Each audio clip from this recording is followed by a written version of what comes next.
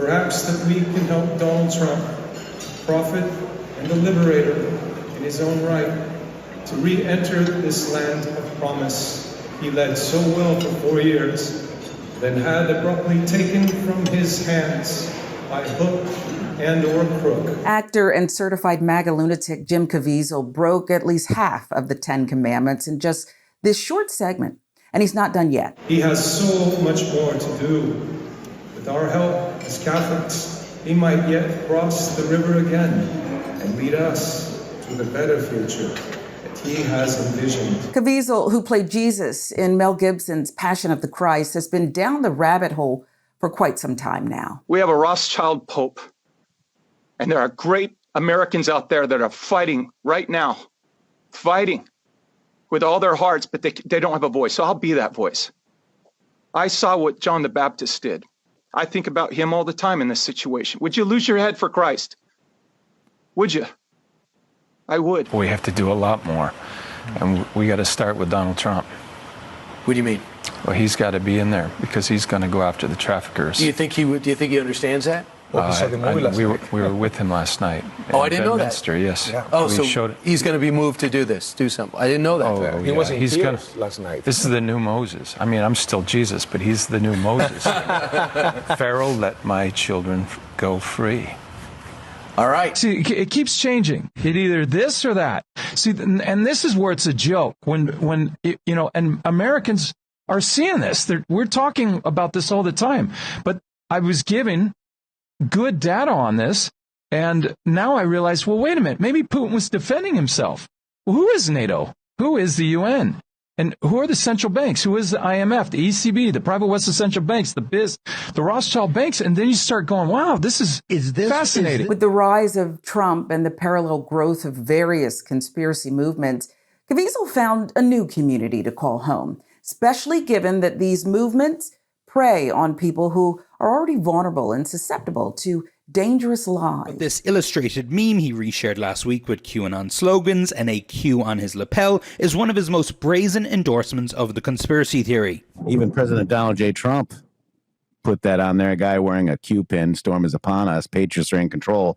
Hosts on this QAnon radio show celebrating. And that is the reason that you are all here, because you know the truth.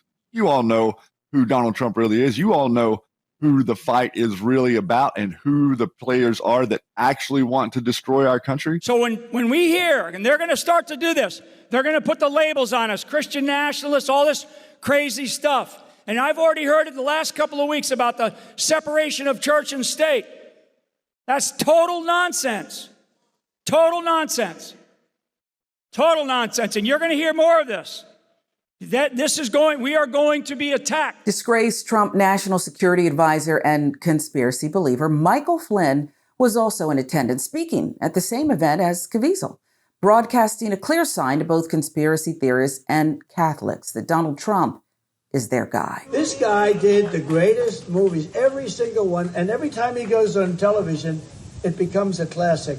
But John Voight is a fantastic man, a wonderful person, and he does things on me, he puts them out on his feed that are so beautiful that sometimes I break down in tears, okay? I break down and start crying as he's doing, but I'm only kidding.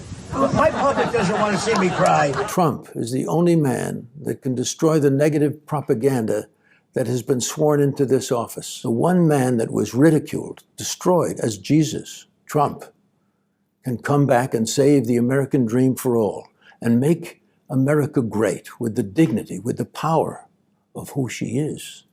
The land of freedom, God's land, God's glory. Voight comparing Trump to Jesus is the height of blasphemy. But it's a campaign strategy that Trump continues to lean into. That's because the comedy of painting him as a religious figure and spiritual leader is lost on his loyal MAGA supporters and members of the religious right who just want their beliefs adopted by all of us. So they pretend that all of this is divine intervention, even when things don't go according to plan. But don't just take my word for it. Nashville megachurch pastor Kent Christmas will spell it out clear as day. In 2020, I prophesied again that Donald Trump would be president of the United States. I've had a whole lot of people come after me with bare teeth and say, you missed it. I didn't miss it. I never prophesied that he would hold the office. I prophesied that he would be voted back in as President of the United States, and he was voted back in as President of the United States. Each of us is entitled to our beliefs, including our religious convictions, if applicable. But there's no denying that some deeply religious folks can often exhibit similar behaviors that can make them more susceptible to deception than others. Believers can sometimes ignore or turn off critical thinking skills, particularly when taught to do so at an early age in the name of non-negotiable faith. And while there's not always alignment, this is also true of conspiracy theorists, denying the role of critical thinking in order to protect a personal narrative. I think he is part of the big, huge community right now in Hollywood, in the government. I think it's all a big propaganda, and I truly think he's a child predator, honestly, after some of the things that I've seen on TV. Not even like videos on Facebook. I mean, like on live TV while I'm watching him speak, the things that I've seen and heard him say, especially when children are on TV, is just unbelievable. I can't believe we have not hung him from our light posts or something, honestly, to show a demonstration on this is not what you do. This is not America. This is not what we were founded as, and it will never be what we were founded as. I think Revelations is happening before. Yeah, I think Revelations is happening right before our lives.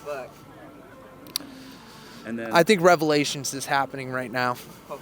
I never used to believe in God until I overdosed on heroin, and then I truly believed in God, man. And let me tell you, the world is about to be a sea soon. I think that the border problem is a serious problem, dude.